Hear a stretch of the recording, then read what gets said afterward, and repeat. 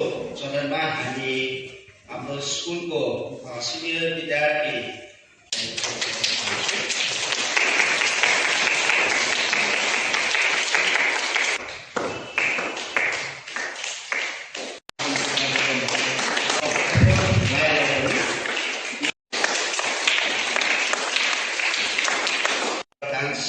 प्रस्तुत गर्न गइराखेको छ यहाँबाट विशेष स्कुलको विद्यार्थी साथै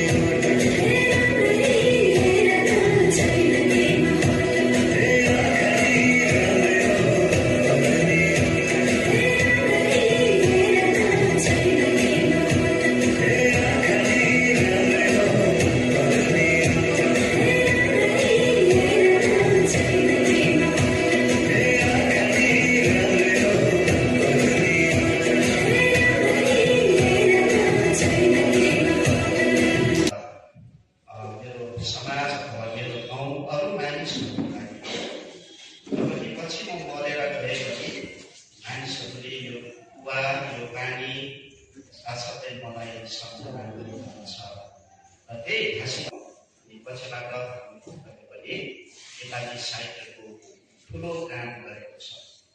उहाँले गर्नुभएको काम आजको दिनमा हामी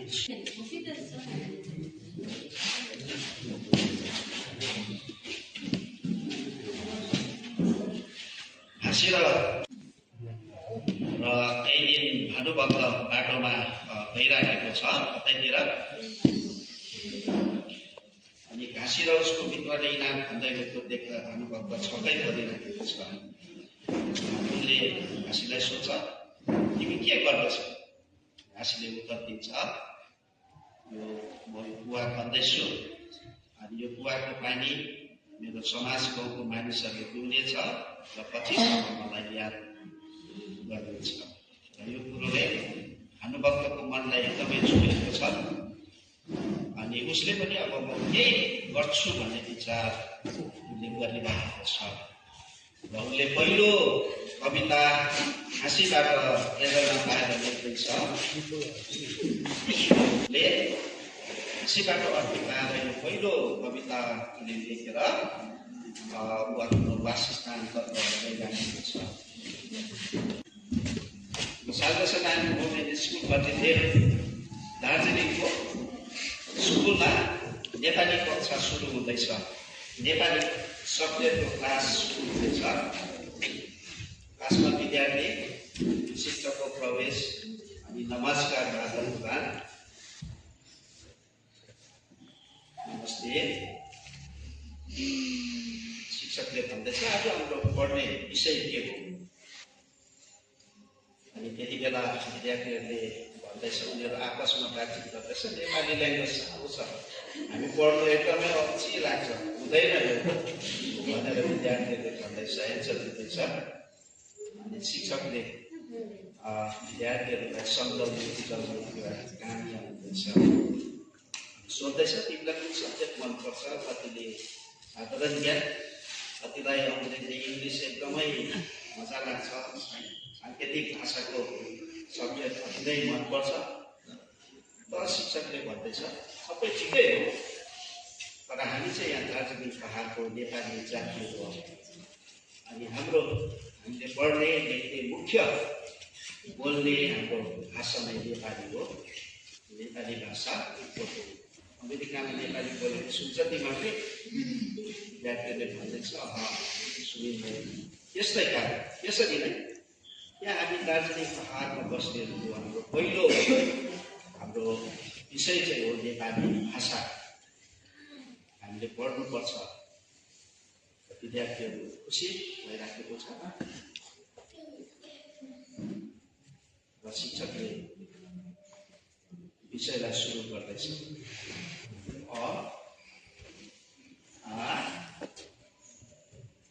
छटाई बढाई,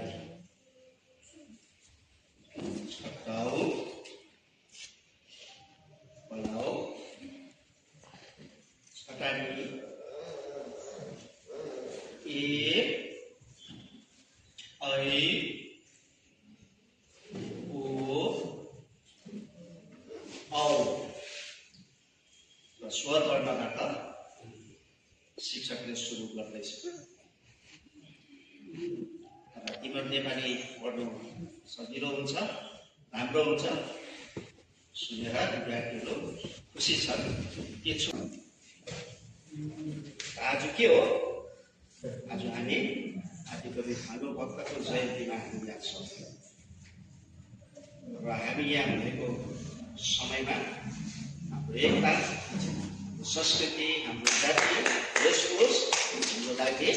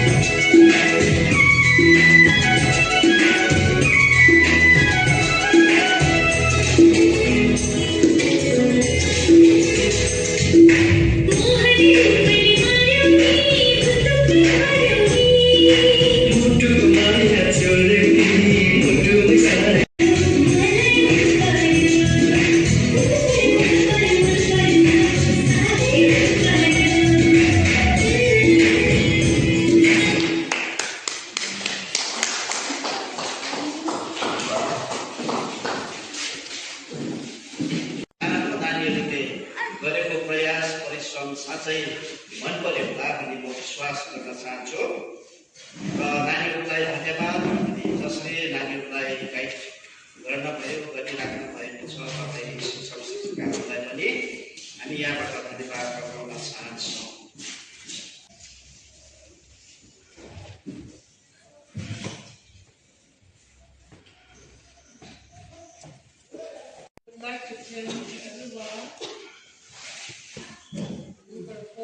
made today's program a success.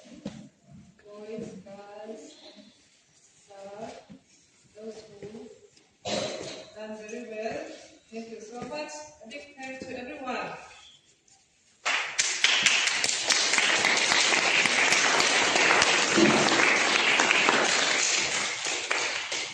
Today, as we have already known that, special